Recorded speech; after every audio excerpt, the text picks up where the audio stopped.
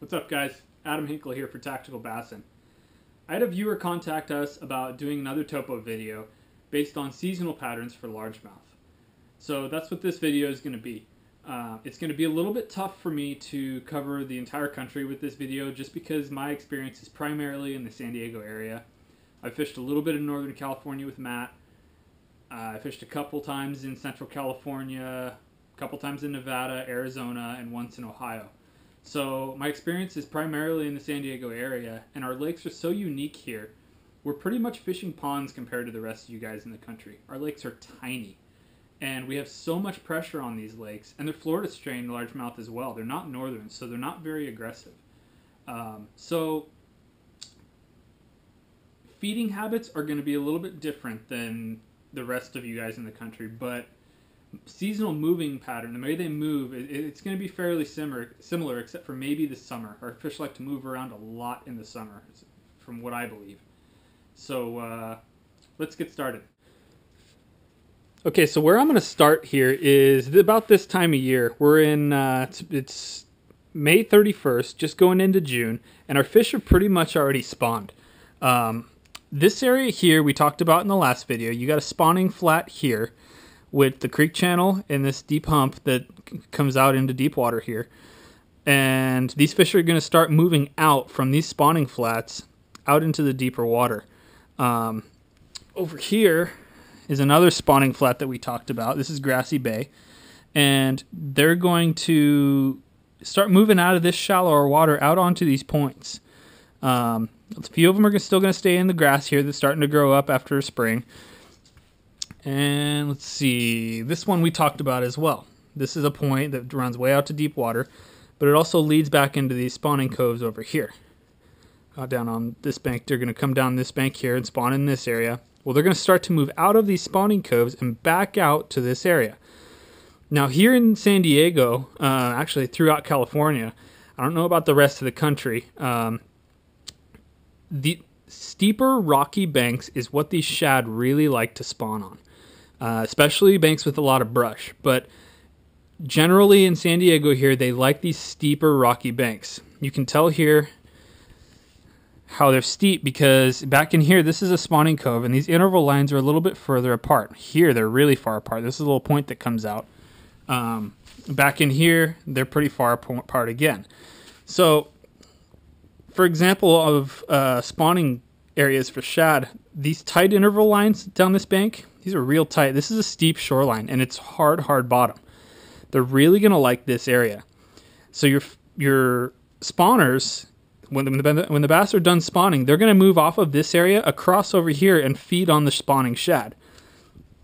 Same idea as over here. They're going to move out of this, down this bank, eating the spawning shad on the steeper bank. And then they'll move out onto this point when they're done with that, when the shad are done spawning. I think we talked about this point as well. This is the big island at San Paceni. And you have the big long point here. They're going to move back in here to spawn on this cove, in this cove. And they'll start to move down this bank. It's a little bit steeper. It's not super steep like some of these other banks, but they'll move back out onto this point. And then when the shad are done spawning, they'll move off of these steep banks out into the open water. And they'll start to school up. And that's when they start getting ambushed by bass, by schools of bass. The bass will bunch them up into schools and chase them out into open water. And they're going to focus on these areas here. These are two sunken islands. This one comes up to about 25 foot at normal water level. And this one comes up to around 30 or so. This one over here comes up to about 25 foot. They're going to move out into this open water for the most part, chasing schools of shad. Now, yeah, in San Diego, we get a lot of big fish, but it gets really tough to find your better quality fish in the summer. Just because they become fairly pelagic, and what I mean by that is they'll move out into this open water, and your big fish are roamers, and they're loners. They'll be all by themselves. They won't be with your schooling class fish between like 2 and 5 pound fish. They're going to be all by themselves. Maybe underneath the schools, feeding on the dying shad that are falling below the school. But for the most part, they're going to be roaming around. A lot of them are going to be in the grass too. They're going to be, like in the back of this cove, you'll get some grass mats. they'll be stuffed into the back of these grass mats, and that's where it's similar to your Florida style fishing. Back in here, they call this grassy bay because it just gets tons and tons of grass packed in here, and a quarter of this cove will be stuffed with grass. And you can throw the frog in there. Back in here, this is Barona Cove. A lot of grass grows back in here. You can catch some frogfish. Same with back in here. This is Kimball. There'll be grass mats in the back. That's where you can throw your frog, your fluke. But the majority of your fish are going to be out in the open water, out over these high spots, and out in the middle of this cove here. You got a series of points that run all the way out here. These fish are going to sit on these points and move off and ambush schools of bait out in the middle out here. So that covers your late spring and summer stuff. Your fish are going to start to move out of their spawning grounds, out towards your steeper banks chasing your shad during the shad spawn, out to your points when the shad start to move off of those banks, and a lot of your bigger fish are going to be stuffed under the mats back into your shallow coves. You'll have some fish chasing bait, and your better quality of fish will be underneath those schools of bait, underneath the fish breaking the surface. But for the most part, your fish are going to be out in open water. Your better quality fish will be under the mats in the backs of the coves. So that's the kind of stuff you want to focus on for late spring, early summer, into July.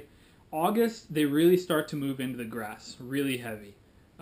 July, they'll be a little bit more out in open water, but in August, September, they really start to stuff under those mats heavy, feeding on bluegill, crawdads, and stuff like that.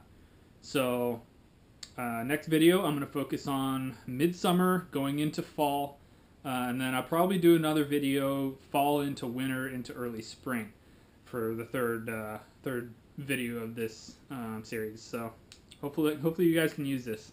Thanks, guys.